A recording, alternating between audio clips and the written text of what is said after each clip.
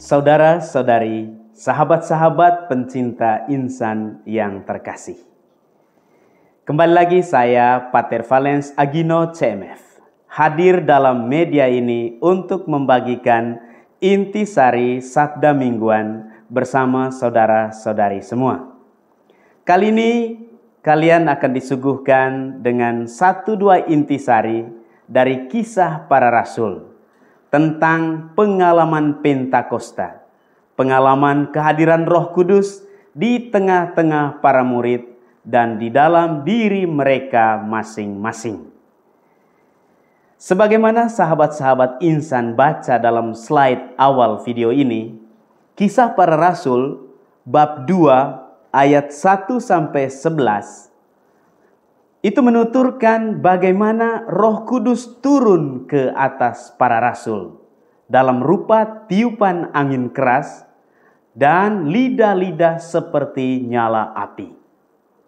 Pada saat itu mereka semua dipenuhi dengan Roh Kudus dan mulai saling memahami satu sama lain.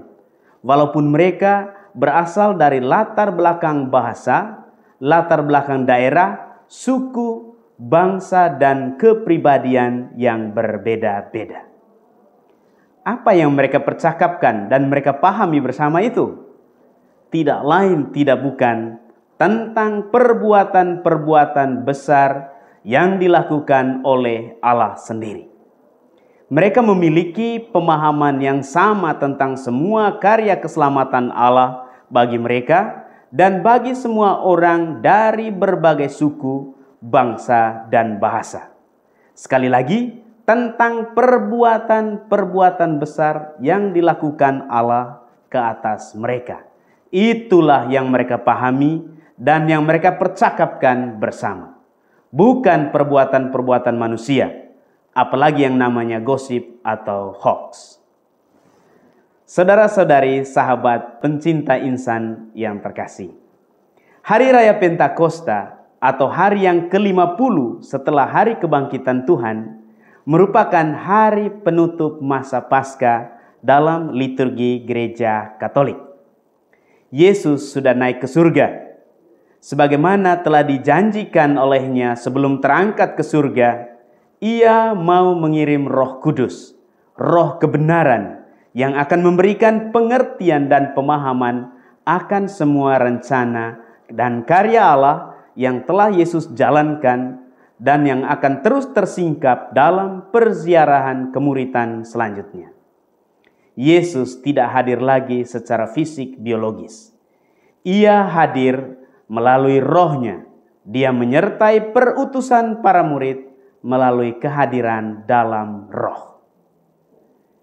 Ada banyak hal yang bisa kita refleksikan di seputar figur Roh Kudus sebagai pribadi ketiga Allah Tritunggal Maha Kudus. Ketujuh karunia Roh Kudus sering direfleksikan di mana-mana. Kekuatan roh yang membuat orang berbicara dan mengerti dalam berbagai bahasa juga sering kita cermati. Mengenal bahasa roh yang membuat kita memahami misteri Tuhan dan misteri manusia telah berulang kali dipercakapkan. Juga penantian Bunda Maria bersama para rasul yang bertekun dalam doa menantikan Roh Kudus sudah seringkali direnungkan. Nah, ada satu poin yang jarang dicermati seputar Allah Roh Kudus, yakni mengenai daya tembus yang melintasi semua tapal batas. Roh Kudus menembus tapal batas. Tidak ada sekat atau pembatas dan kriteria apapun yang bisa menghalangi gerakan Roh Kudus. Ia berkarya dalam diri semua ciptaan, entah itu disadari atau tidak disadari, baik dalam diri manusia, mikrokosmos, maupun dalam diri alam semesta dan segala isinya, makrokosmos. Kekuatan Roh Kudus sangat kosmik, makanya dia melingkup seluruh kosmos. Dia menghubungkan hati nurani seorang dengan yang lain. Dia menyelusup masuk dalam nurani orang yang dianggap berbeda keyakinan, atau bahkan masuk ke dalam nurani mereka yang dianggap bermusuhan. Dia bisa mendamaikan hati setiap orang sebelum orang-orang yang bersangkutan berjumpa secara fisik untuk berdamai. Roh Kudus membuat konspirasi dengan semua jenis kebaikan seperti lewat suara hati. Konsekuensinya, semua jenis kebaikan yang menghidupkan dan menyelamatkan adalah karya Roh Kudus, Roh Bapa dan Putra.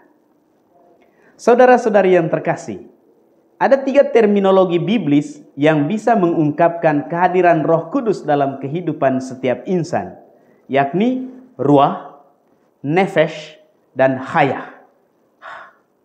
Secara sederhana, ketiga kata ini bisa diparalelkan dengan roh, ruah, atau nafas, nefesh, dan kehidupan, hayah, hayati. Ada satu desahan fonetik yang sama dari ketiga kata ini. Ruah, nefesh, hayah, yakni fonetik ha. Itu adalah kesatuan daya hidup yang membuat setiap insan tetap hidup bernafas dan berrespirasi lewat kehadiran roh, ruah. Itulah daya hidup dan kehidupan itu sendiri. Saudara-saudari yang terkasih, pencinta insan, sahabat-sahabat, pencinta kitab suci, dan kali ini sahabat-sahabat yang diinspirasi dan dikurniai oleh Roh Kudus. Ada beberapa sentuhan yang saya mau tawarkan kepada kita semua. Roh Kudus tidak mengenal pembatas yang dipisahkan oleh alam, natura, atau oleh budaya, kultura. Dia menyelusup masuk ke dalam semua relung insan ciptaan. Roh Kudus bekerja untuk semua dan dalam diri semua ciptaan. Dia memberi hidup, dia menyatukan, dia menyemangati, dia menghibur, dia memberi pengharapan, dia membawa kasih, dan dia menyelamatkan. Roh Kudus adalah Roh Bapa dan Putra. Amin. Semoga dan Tuhan memberkati.